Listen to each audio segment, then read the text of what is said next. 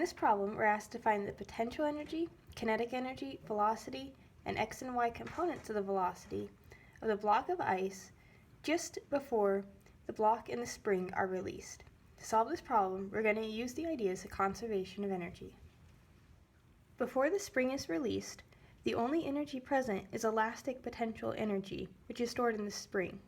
We can calculate that using 1/2 kx squared, where k is the spring constant and x is the distance the spring is compressed. We can plug in the numbers given in the problem statement to find that the potential energy of the system is 5 joules. The block hasn't been released yet, so it's stationary. That means that its speed and the x and y components of velocity are all equal to 0. Kinetic energy is 1/2 times mass times velocity squared. Because the block is stationary and v equals 0, this means that the kinetic energy is also equal to 0.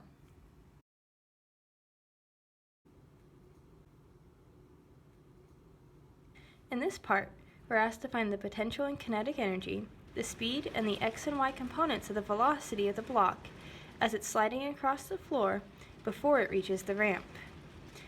In the previous part, we calculated the potential and kinetic energy of the block when it hadn't been released from the spring, and found that its potential energy was equal to 5 joules and its kinetic energy was equal to 0. From this information, we know that the total energy of the system is 5 joules, because that's equal to the potential plus the kinetic energy. This will be important in this part of the problem. To find all this information, we'll use this fact here, as well as conservation of energy. As the block slides across the floor, there's no spring present, so the elastic potential energy is equal to 0. The block is also at what we'd call the reference height, where h equals 0, so its gravitational potential energy is also equal to 0. This means that its total potential energy is 0. To find the kinetic energy of the block, we use conservation of energy, which says that the total energy is equal to the potential energy plus the kinetic energy.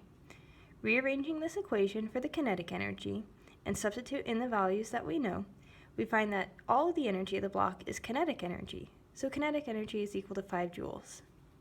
Using the definition of kinetic energy, we can solve for the speed of the block, and then substitute in the values which we know to find that the speed of the block is 10 meters per second. The block is moving in the horizontal direction, so the x component of its velocity is 10 meters per second, while its y component of velocity is 0.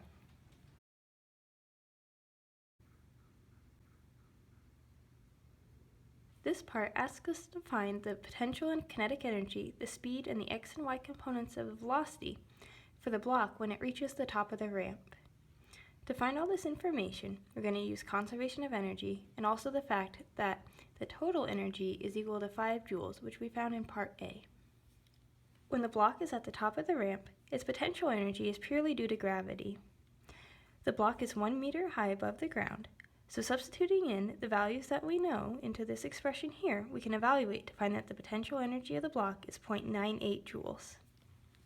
To find the kinetic energy of the block, we use energy conservation, which says that the total energy is equal to the potential energy plus the kinetic energy. Solving this expression for kinetic energy and substituting in the values for E total and potential energy, we subtract to find that the kinetic energy of the block is 4.02 joules. To find the speed of the block, we can use the definition of kinetic energy to solve for v and plug in the numbers that we know to find that the speed is 8.97 meters per second.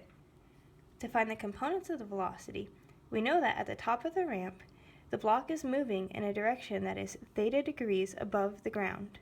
So, knowing this information, we can use sine and cosine to find the components. To find the x component, we multiply the speed by cosine of this angle theta, which is 45 degrees. And to find the y component, we multiply the speed by sine of this angle, 45 degrees. Evaluating these expressions, we find that both the x and the y components are equal to 6.34 meters per second.